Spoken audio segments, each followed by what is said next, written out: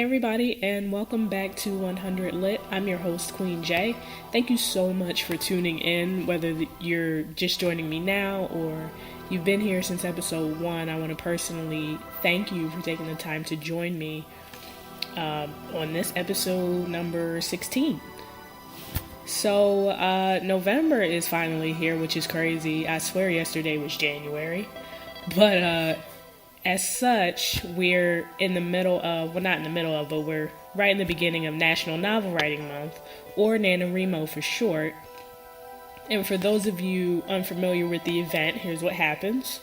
Writers aspiring or experienced or whatever from all over the globe push to reach 50,000 words on their respective stories before the month's end.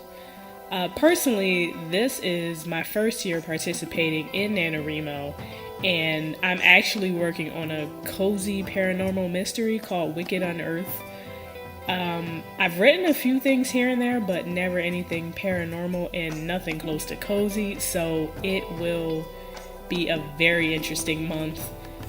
Now, if you follow my Instagram at QueenJ Reads, you saw that one of my goals from last month had to do with NaNoWrimo and prepping everything to get set for an entire month of writing, which I did.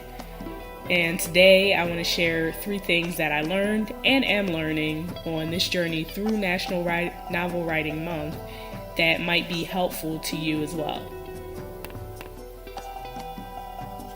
Number 1, a story Bible is essential.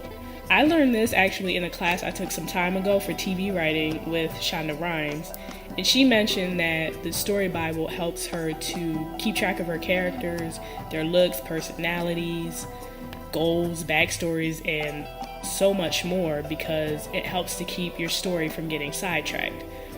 And with a story Bible, you know who's who, and because you know so much about them, you have more than just a passing idea of what they would say or what might happen. And I've started to make one for my book to be, and I'm finding it very useful because when I've done some writing in the past, it always felt like I was guessing. Now I'm getting to know my characters and their motivations, which is going to help me shape each scene. So I definitely recommend the Story Bible if you haven't done it already, or it's something you're working on. I'd absolutely recommend it. Number 2, research is essential. Now this one you probably already know, and one I know as well. I'm currently working on a genre that I've never ever written anything in, ever. So I'm finding it essential to gather everything I can on the subject. Even if I don't use it in this story, I'll probably use it somewhere on way down the line, but it's still helpful to have. So if you're not doing it already, you might find it helpful too. And 3, try not to edit and just write. Now this is another one you probably already know too, because the goal is to get to 50,000 words. It's best to forego the editing until the end if you tend to dwell on the editing for a long time. This is a fight for me because if I'm not sure what to write, I have a habit of going back to look at what I wrote, which is okay when you're not on a timetable, but since you have about 30 days, it's best to just go even when you're not quite sure what you're writing. Even if the writing makes no sense to you in that moment, you can always edit it later. So I'm going to try really hard to just write and not micromanage every sentence I write until it's completely done. So that's it.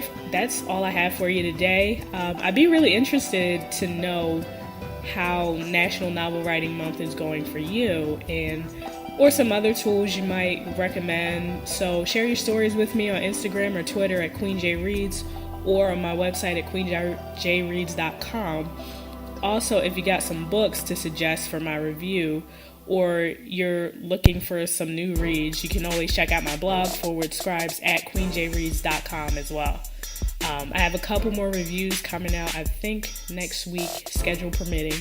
So definitely look out for that. Until next time, And until next week, actually, good luck hitting your writing goals and enjoy the books that bring you life.